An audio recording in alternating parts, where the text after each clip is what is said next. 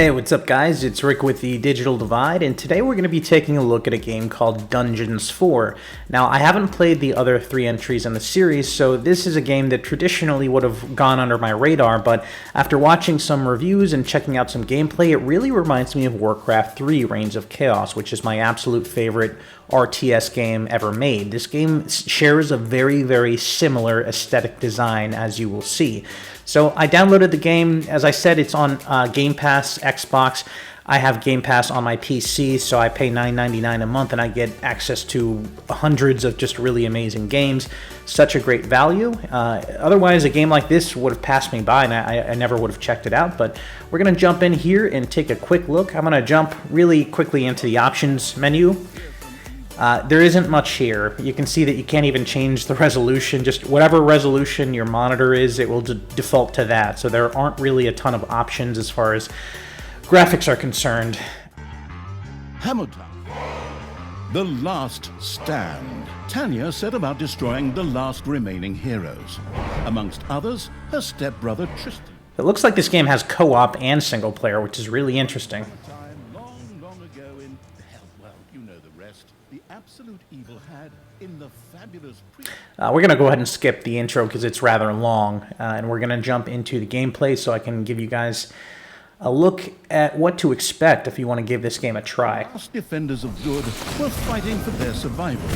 This seemed to be the perfect time for Tristan to make his appearance, the last mighty hero of the good race. My brothers, in your eyes I see the same fear that would lead me to despair. Alright, I'm just going to go ahead and skip the intro. Again, it's very long, but essentially you are playing as the bad guy in this game. You are this evil elf woman, and as you can see, whenever you take over land, the land burns and turns dark, which is really cool. When you select your character and move them across the map, the little animation with the arrows that it does is exactly the same as Warcraft. A few pitiful opponents. I'm gonna massacre you. Alright, so I gotta take these guys out. Can just remember how that works again. Fortunately, Tanya's instincts took over at this point, something which wannabe pro gamers often refer to as auto-attack. Tanya also remembered that she had a few skills that she could invoke whenever she felt like it. Okay, so as the narrator stated, you will automatically attack any enemy that is close to you, or you can manually cast spells like I'm about to do now. So this is one of her spells, super powerful spell. Here's another one that does 666 damage to whoever it hits, which is, again, super powerful. So you have a hero that you control in addition to units. So again, this game that's exactly how Warcraft 3 works. You have hero units, and each one has a unique spell, and then you have your army units, and we'll come across those in just a bit here. So as you can see, the aesthetic design is very colorful, it's cartoony looking. Okay, so here are some of my minions that are trapped, so I gotta free them. Hey, did someone actually cage my subordinates? That I'm the only one who's allowed to do that. Time to bust these things open, pulverize them, nuke them! Alright, so I'm gonna go ahead and free my guys that are stuck in these cages, and we'll take a look at some of these units. So it looks like these units are healing me, which is interesting. They're called... Oh, they each have different names. Interesting. You can see the little profile picture on the bottom left. Each individual one has a different name, it looks like. So they've got an active ability and a passive ability. It looks like these guys can heal. I'm going to see if I can get a closer look at the character model. It looks like this is as far as I can zoom in, but it looks really cool. And just like Warcraft, if you double-click on a specific unit class, it will select all of the characters in that unit class. So let's go ahead and break these guys out. They look like your standard melee grunts. Tanya had freed all the creatures. Not to be outdone by her stepbrother, she too gave a brilliant speech. Speech? Sure. And these guys have their melee attack and then Berserker Rage. So if you right-click on your unit's secondary ability, it will it will change it from being an active or passive ability, like the healing ability of these little slithering snake minions. I can make it so that they automatically heal, or they only heal when I tell them to, just like Warcraft 3.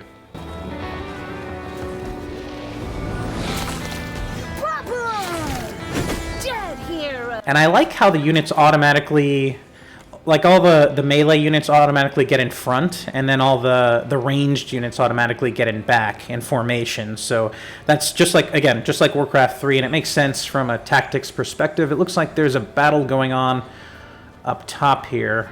And again, if you right-click on a unit's secondary ability, you can make it active or passive. I'm trying to see if I can make this unit heal another one.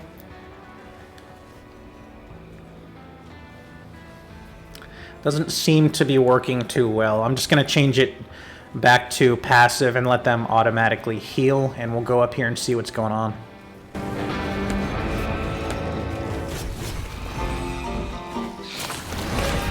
Hasta la vista, hero boy. Alright, and again, as you can see, so if you've played Warcraft 3, there's different races, and one of them is the undead. And very similar to the undead, whenever you take over land, the land gets corrupted. So these units look like they're sirens, and they can summon ghosts, which is really cool.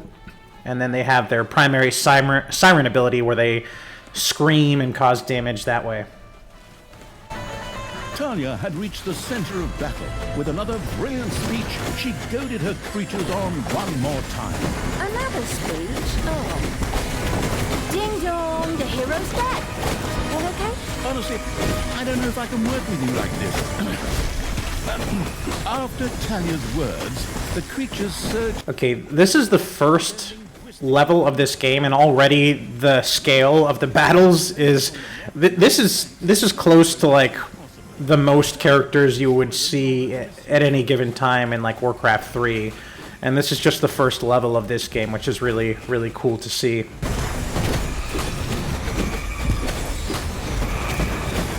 So it looks like the bad guys have catapults, and I need to destroy those after I kill all of their minions. The hero's left defensive flank could no longer withstand the breaching evil's creatures. The hero's defense collapsed on the right flank. The monstrous evil's creatures flocked to Talia. Excellent. So if you hit the F2 key, you will select every single minion that is under your control on the entire map. So that's the little shortcut that you can use, and you can see by doing that it populates the bottom of the screen with their icons, and if you click on those individual portraits, you can micromanage individual abilities of each unit, just like in Warcraft 3. So again, this game reminds me... Oh, look at this guy. This troll turned into... So it looks like the characters can evolve and upgrade over time. So that was just a normal troll, and now he's been upgraded to a berserker troll, it seems. So that's interesting. So it looks like in addition to the hero leveling up, all of your individual units level up as well, which I don't think they did in Warcraft 3. But again, if you hit F2, you can select all of your units, and you can see here there's a ton of them that you can control at any given time. This is already way more than you can control at once in Warcraft 3. So this feels like the sequel to Warcraft 3 that we never got, because I love that game, but Blizzard seemingly has no interest in making more RTS games. They've moved on to MMOs. World of Warcraft is where the franchise has moved, which is really unfortunate. But games like this make me happy, because this is what I feel like Warcraft 4, it would have been something like this, and it's just really, really cool.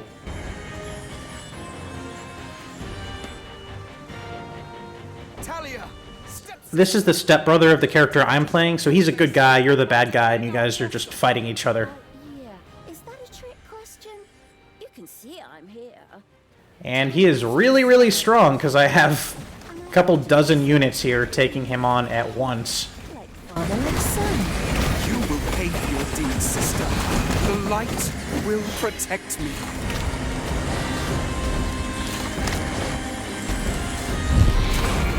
Sister, turn from evil and come back to the side of good. See the power of light. With these words, Tristan was bathed in a golden light that seemed to protect him. Okay, so it looks like he's invincible. He's opened up these 3 portals where he's summoning more good guys to come try and stop me. So I need to close all 3 portals, and then I should be able to take him out, I assume. Straight to the point, where I greedily take over the world. Forward, creatures! Smash the portals! Flatten that magic junk! Pull the plug! My brothers! In your eyes I see the same fear that would lead me to despair. The day may come when the courage of true heroes is extinguished. When we abandon our companions. Ooh, that made quick work of that portal and killed all the minions that spawned out of it instantly. That's a really cool spell. Stand fast! Heroes of the West! Oh, didn't you spout that same bullshit earlier? So as you can see, this game has a ton of voice acting. I would say too much voice acting because it's every other second there's a whole another line of dialogue. So there's a lot of it. But I like the look of the game. I like that it's simplistic in nature so that it can run on pretty much any piece of hardware. And again, the game supports single player and co-op. Co-op would be really, really interesting to check out with this one. That's the way I like it. Now, where were we? Oh, yeah. I was just about to kick my stepbrother's butt. Okay, so it looks like he is almost dead. A little less than halfway there. Man, this guy's really, really tough. Barris will be embarrassing melodrama.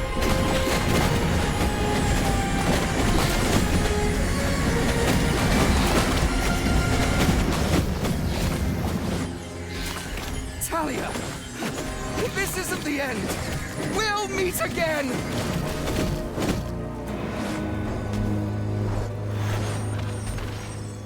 With these words, Tristan quickly created a portal and threw himself through it with the last of his strength. The portal closed again behind him. Treachery! Fraud! Cheater! This was supposed to be my victory! And what the hell kind of glove is that anyway?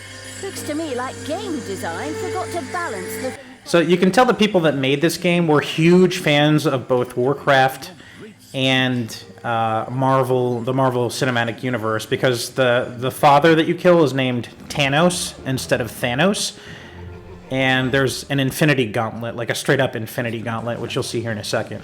Slip, but she had been able to capture his magic glove. The Gauntlet of Finitude, a fabled artifact. Unfortunately, UI overlays don't work in cutscenes, so Tanya couldn't read just exactly what the glove did.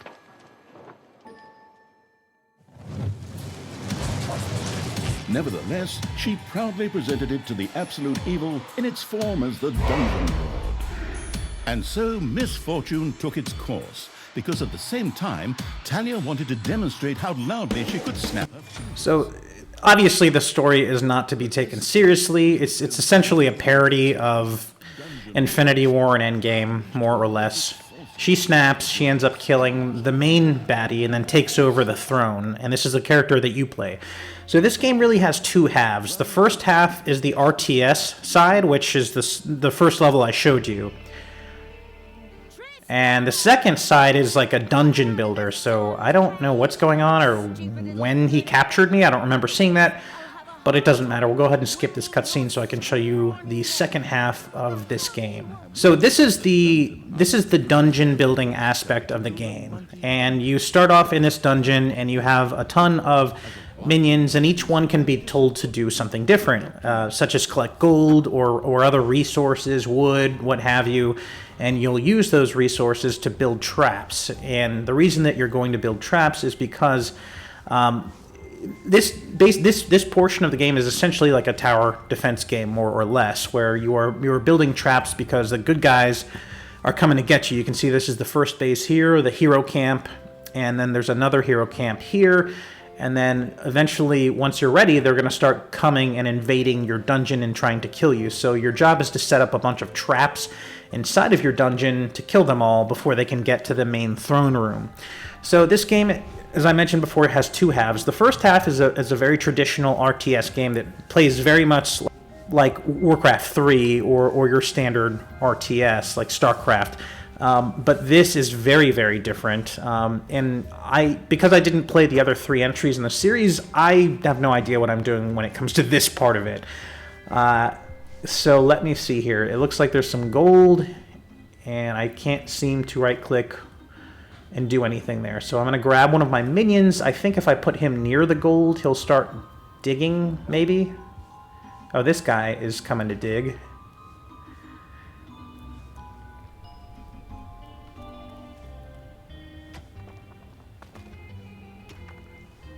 Okay, so I need to get the gold. I haven't figured out how to do that. Up top, it says mark an area of at least 5 by 5 tiles for your little snots to dig up. I'm trying to highlight tiles, and it's making a sound, but it's not doing anything. Maybe I need to... looks like there's different icons. So there's an icon here when you pick up your minion that tells them to look for gold or prioritize looking for a specific resource. So...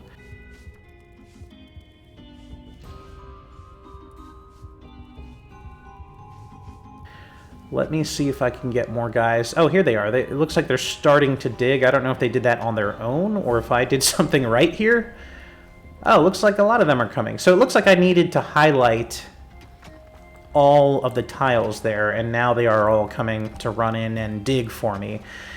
The weird thing, though, is that they are seemingly collecting gold, but my gold isn't increasing. At the top there, you can see I have 1,000 gold, and it's not moving. It's not going up from there, even though they are...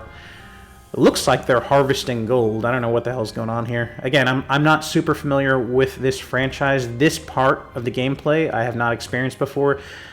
The RTS stuff is pretty cut and dry, especially if you've played, you know, Warcraft 3. It is essentially that in a nutshell. This is a bit more complicated. I just need to figure out what they want me to do here. It looks like all these guys are running in at once, and now they're building or expanding my lair. Again, I don't know how much of this is automated versus me directly contributing to it, but I mean, they are digging the gold out, it seems. And I think the game is waiting for them to dig out around the yellow portions that are highlighted here. That would be my guess. We'll see what happens.